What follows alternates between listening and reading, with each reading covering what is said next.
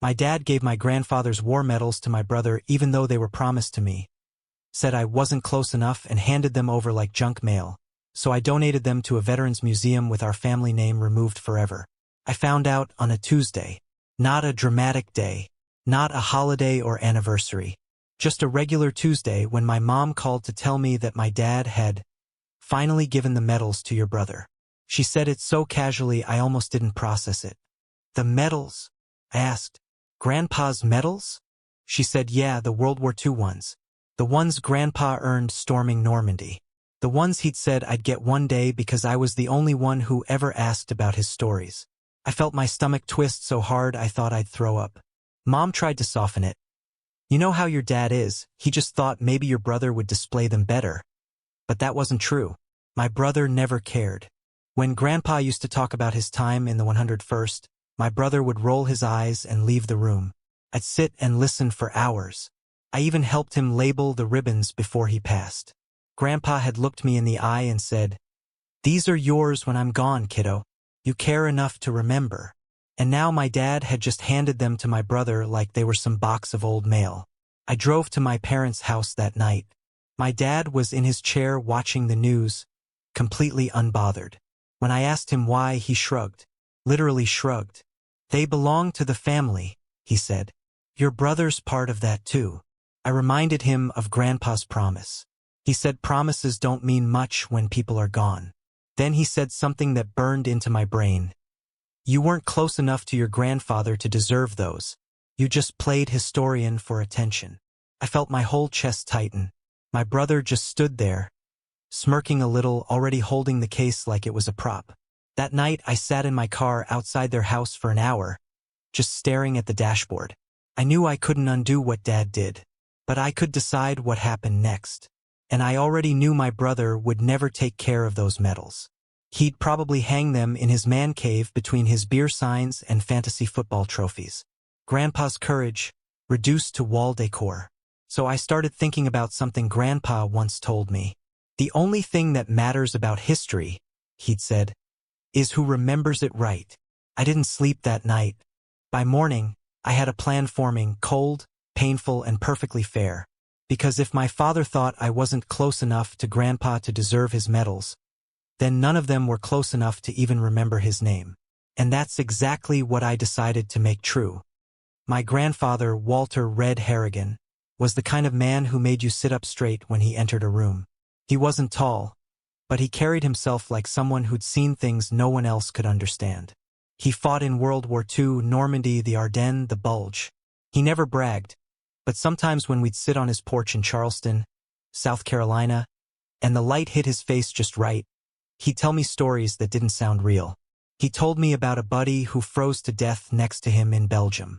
About carrying his commanding officer's body through mud. About being 19 years old and writing a letter to his mother on the back of a K-ration box. I was 10 the first time he told me one of those stories. I didn't say a word the whole time, just listened. After that, he started calling me his historian. Every time I visited, he'd have a new photo or patch or letter to show me. He said, "Someone's got to remember this stuff when I can't anymore." My dad and brother? They barely listened. Dad would cut him off mid-story, saying, "Come on, Dad. Nobody wants to hear about all that war stuff again." My brother would laugh and say, "You sound like a history book." I remember one Christmas, Grandpa gave me a small box with a single medal inside. A bronze star. He said, "This one's yours now. The rest you'll get when I'm gone. You care enough to keep 'em safe." My dad rolled his eyes and said, "Don't fill the kid's head with all that military nonsense." That was who my dad was. Dismissive, practical to a fault, allergic to sentiment. He always thought emotion was weakness. When Grandpa died in 2019, my dad didn't even cry at the funeral. He just looked annoyed at how long the service ran. A week after, he told me he was handling Grandpa's estate his way. He boxed up everything, even the medals, without telling me where they went. I asked about them dozens of times. Every time, he said, "I'll get around to it." Then 5 years passed. During those years, my brother got married, divorced, and moved back home for a while. Dad paid off his debts, gave him money, gave him the truck Grandpa had restored before he died. All the things that had meaning. I lived 2 hours away, worked, paid my own bills, didn't ask for a thing. But I always assumed those medals were waiting for me, somewhere in a closet. I thought someday, when Dad was ready, he'd do the right thing. Then came that Tuesday, and it hit me this wasn't about the medals. It was about the way my dad always minimized me. The way he decided whose memories mattered. The way he treated everything sentimental like clutter. He didn't just take away some ribbons and medal. He took away a promise. And as much as it broke my heart, it also woke something up inside me. Because I realized if he could hand over history like that, then I could take it back, and make sure he'd never own it again. 2 days after my dad gave the medals to my brother, I drove back to Charleston. I told myself I just wanted to see them, to make sure they were okay. That was half a lie. What I really wanted was to see how little they cared. When I got there, my brother had already hung the medal case in his den. It was surrounded by neon beer signs and sports memorabilia, just like I imagined. The medals were arranged crookedly, the ribbons wrinkled. He hadn't even bothered to wipe the dust off the glass. I stood there staring, feeling my face go hot. "These should be in a case with UV glass," I said. "You can't even put them near sunlight." He cut me off. "Relax, man. They're just medals. Not like he fought in space or something." I wanted to hit him. I didn't, but I wanted to. Dad walked in then, carrying a beer. "See?" he said, motioning to the display. "Looks great in here. Better than sitting in some closet. Or in the hands of someone who actually cares." I snapped. He gave me this look, half disappointment, half irritation. "You always take things too personal," he said. "It's time you moved on." "Moved on from what?" I asked. "From Grandpa? From promises?" He didn't answer. He just sat down and turned on the TV. That was my dad's way. Always change the channel when things got uncomfortable. That night, I stayed in my car again. Couldn't go back inside. I couldn't even look at that house without feeling like it was built on betrayal. I started going through my phone, scrolling through old pictures of Grandpa. There was one of him at my college graduation wearing his old army jacket, medals pinned proudly to the chest. He looked so proud. The kind of proud that said you did right by me. And now, his memory was reduced to decoration. That was when I decided to act. The next morning, I called the Charleston Veterans Museum. I asked if they accepted personal donations, real ones, not replicas. The curator said yes, but they preferred verified family permissions. That gave me an idea, a dangerous one. I told the curator I was the owner of a World War II medal collection from Walter Red Harrigan. I asked if they could display them under his unit name but without any family acknowledgement. He said, "Of course. We respect privacy." That night, I waited until my brother left for work. I knew my parents still left the side door unlocked. Old habits. I went inside, quiet as I could, and took the metal case off the wall. I wrapped it in an old towel from the laundry room and walked out the same way I came in. Felt wrong, but also right. I wasn't stealing. I was reclaiming. But what I didn't know then, what I couldn't have known, was that my dad would find out much sooner than I expected. And when he did, he'd say something that changed everything. Something that made me realize the medals weren't the only thing he'd lied about. The next morning, my phone rang at 6:12 a.m. It was my dad. "No, hello? No, good morning. Just, where are the medals?" His voice was tight, controlled, the way it got when he was past angry but trying not to show it. I didn't answer right away. I just said, "They're somewhere they'll actually be respected." He was silent for a few seconds, then said, "You had no right." "No right?" I shot back. "Grandpa gave them to me. You had no right to give them away in the first place." Then he said something that didn't make sense. "Those medals weren't Grandpa's to give." For a second, I thought I misheard him. "What are you talking about?" He sighed, that deep, dismissive sigh that always meant you wouldn't understand. But this time he explained. "Your grandfather didn't earn all of those medals himself. Some of them weren't his. He collected a few from friends who died. He kept them because their families didn't want to be reminded. I didn't want that getting around. It's not as clean a story as you think. My stomach dropped. You're saying Grandpa lied about his service? I'm saying he wasn't the hero you built up in your head, he said flatly. Half those medals weren't even his. He told you what you wanted to hear. That's why I didn't want them in your hands. You'd build some fantasy around them. I felt sick. My throat went dry. For a second, I actually believed him. But then I remembered something. The week before Grandpa died, he'd shown me a little notebook, his service journal. Each medal listed with dates, units, and names of his fallen friends. Some were marked awarded. Others received in remembrance. He had kept a few for others, but he never pretended otherwise. He honored them, named them, remembered them. That was the point. So no, my dad wasn't protecting the truth. He was rewriting it. He wanted control over how Grandpa was remembered. That night, I met with the museum curator. I told him the medals were from multiple soldiers, all connected to one unit, men who served together and died together.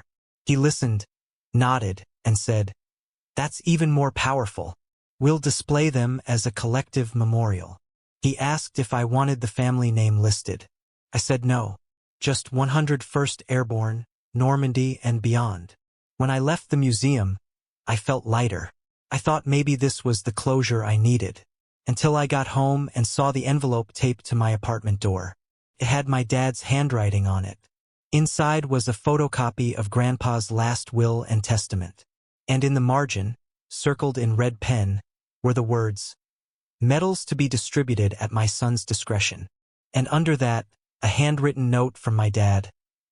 "He trusted me, not you. Ask yourself why."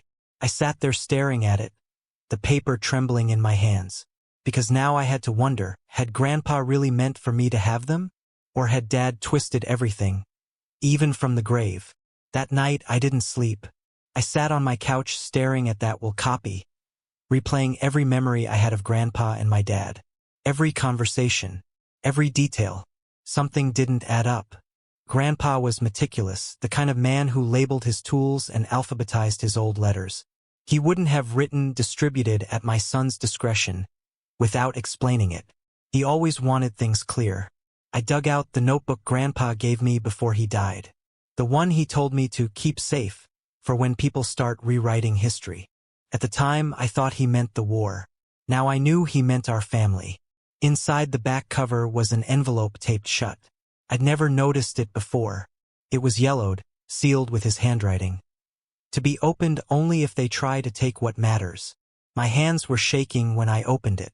Inside was a folded letter, written in Grandpa's careful, looping script. "If your father or brother try to claim these medals, remember this. I know how they see things. They'll call it clutter, then they'll call it theirs. You were the only one who listened, the only one who asked. If you're reading this, it means they didn't. Do what's right by the men whose names are on those medals. Tell their story where truth lives. Don't keep them locked in a house that forgets." That was it. Signed, "With love, Grandpa." I sat there with tears in my eyes and this fire in my chest. That was my answer. He had chosen me. He just didn't trust my dad to honor it. So now it wasn't just about getting revenge. It was about setting the record straight publicly. I started planning. Not some wild revenge fantasy, just the kind that hits where it hurts most. Pride. My dad cared about appearances more than he'd ever admit. He'd spent his whole life trying to seem respectable. He'd even started volunteering at the local Veterans Hall last year to polish his good citizen image. So I called the museum again. I told the curator I wanted to add something to the display, a dedication note. He said that could be arranged, as long as it didn't name living family. I drafted the plaque myself.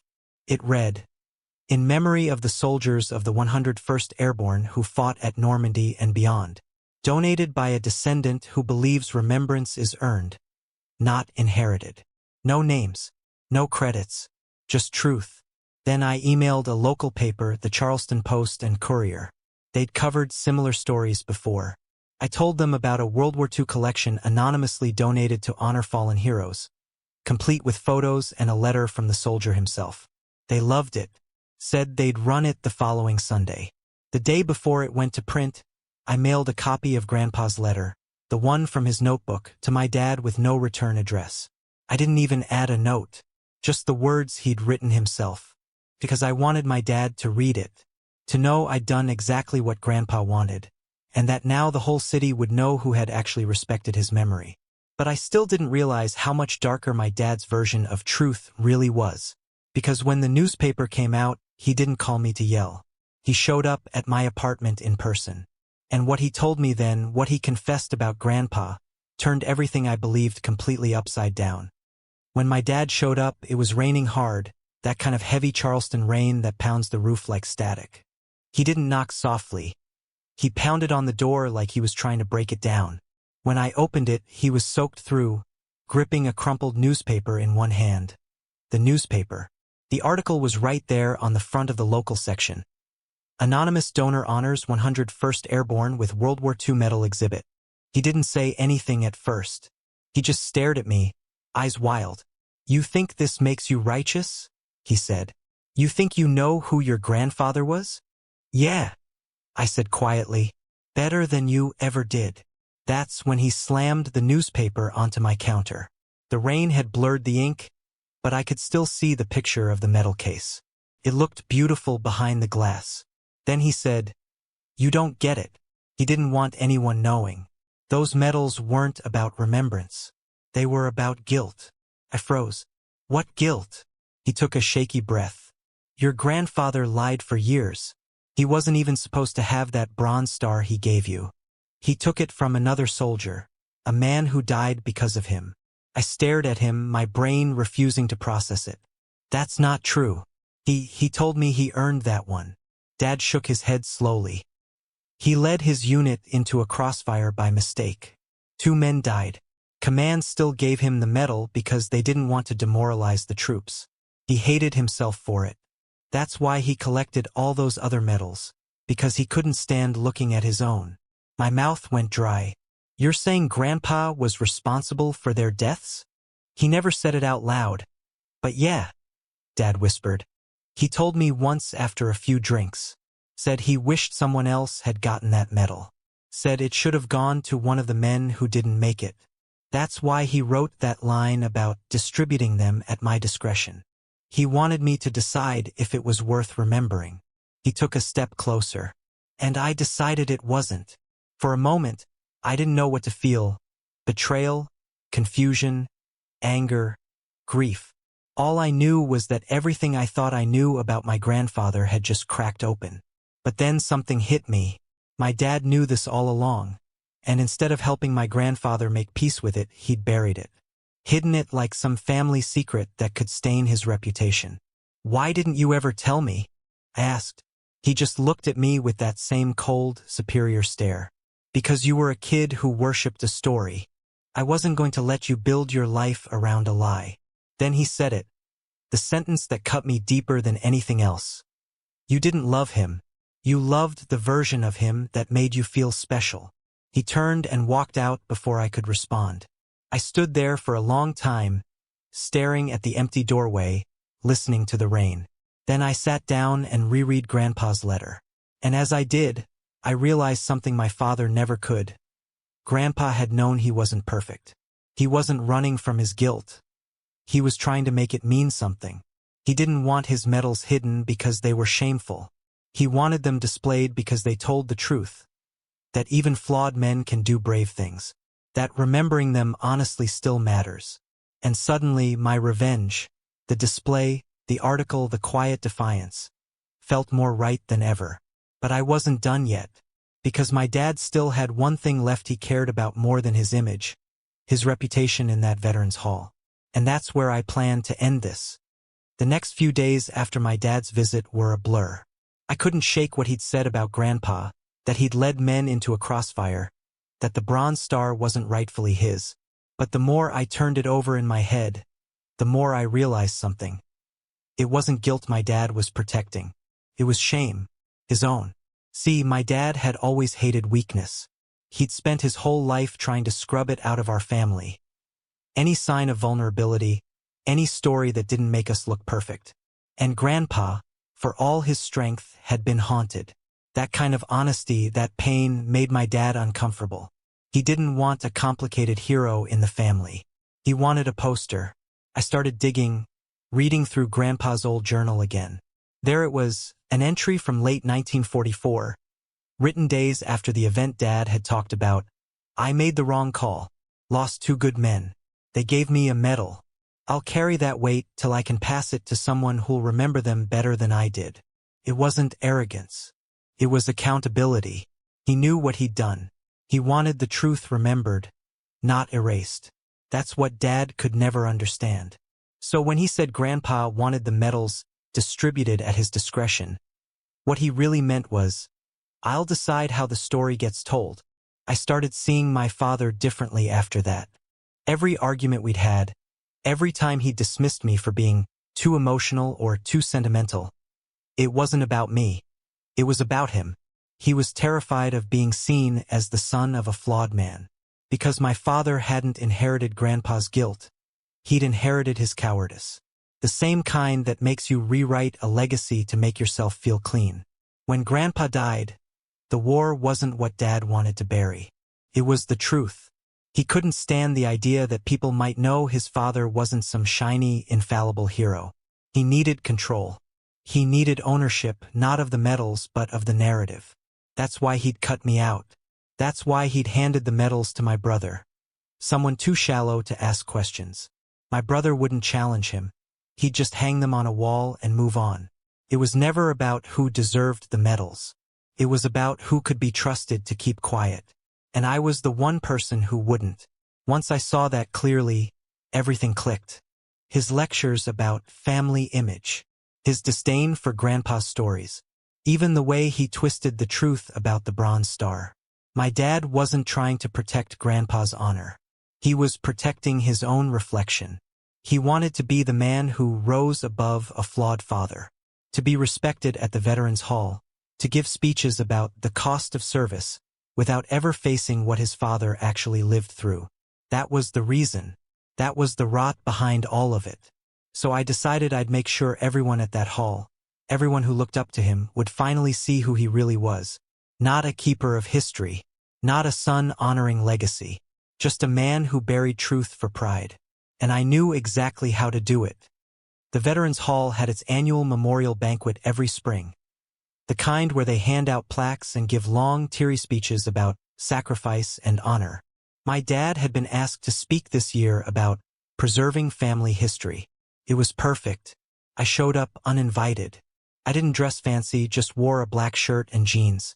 I sat near the back, quiet. My dad spotted me as he was walking up to the podium, and I could see his jaw clench, but he didn't say a word. He started his speech the way he always did, all about duty, pride, legacy. He talked about how families carry the stories of those who served, and how it's our responsibility to keep their memory pure. The same sanitized, rehearsed garbage he always said. When he was done, the room clapped politely. I waited until the applause died down. Then I stood up. I'd like to add something, I said. You could have heard a pin drop. My dad froze at the podium, his hands still on the mic. This isn't the time, he said through clenched teeth. It is, I said. You talked about family history, so let's tell it right. I walked up front, took the mic, and looked out at the crowd, veterans, widows, kids. The kind of people who understood what stories cost. My grandfather was Walter Red Harrigan, I said. He fought at Normandy. He made mistakes, he carried guilt, and he spent the rest of his life honoring the men who didn't make it home. He didn't hide from his truth. My father did. Those medals he earned, and the ones he kept for his fallen friends, they're in the Charleston Veterans Museum now, where everyone can see them, with our family name removed. Because legacy isn't about bloodlines. It's about honesty. You could feel the shift in the room. A few people nodded. One old vet muttered, "Good for you." My dad's face went red. He started to speak, but I wasn't finished. My dad tried to rewrite who Grandpa was because he couldn't handle that heroes aren't perfect. But the truth's already out there now, in the museum, in the paper, and in every person who actually remembers what those medals mean. I handed him the mic and walked out. By the time I got home that night, my phone was full of messages. Some from relatives, some from vets who'd read the article, even one from the museum thanking me for the dedication. My dad never called. A week later, someone at the Veterans Hall told me he stepped back from his volunteer position. Too much family drama, they said. I didn't feel triumphant, just finished. I visited the museum again the next month. The display looked incredible, glass-polished, lights soft and golden. The plaque with the words, "Remembrance is earned, not inherited," glowed under the spotlight. I stood there for a long time. In that moment, I realized revenge didn't have to be loud or cruel. Sometimes it's just setting things right, no matter who it exposes. My dad will spend the rest of his life trying to look spotless. I'll spend mine making sure the truth doesn't get buried.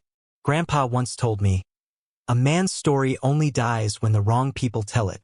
Well, not anymore. Now, the story's finally in the right hands, and the wrong name is gone forever.